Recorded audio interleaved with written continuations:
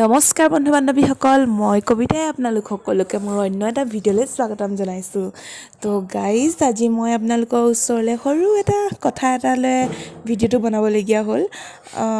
বিশেষ এটা ডাঙৰ কথা নহয় বাৰু, আপোনালোকৰ লগত বস্তু এটা শ্বেয়াৰ কৰিম বুলি ভাবিলোঁ। তো কি হয় বলক চাওঁ।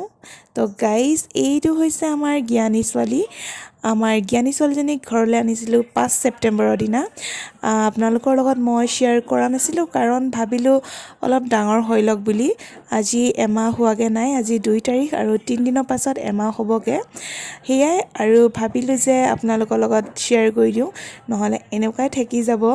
বহুত দিনো হৈ গ'ল, এমাহমান হৈ গ'ল আজি নহয় বাৰু, আৰু এমাহ হ'বলৈ 3 দিন আছে। তো ভাবিলোঁ মই ভালকৈ আপোনালোকৰ লগত চিনাকি কৰাম বুলি ভাবিছিলোঁ, কিন্তু থাকি যাব ভাল এটা ভিডিঅ' বনাম বুলি আশা কৰি থাকিলে। সেইবাবে মই এনেধৰণে ফটোৰ লগত শ্বেয়াৰ কৰি দিলোঁ।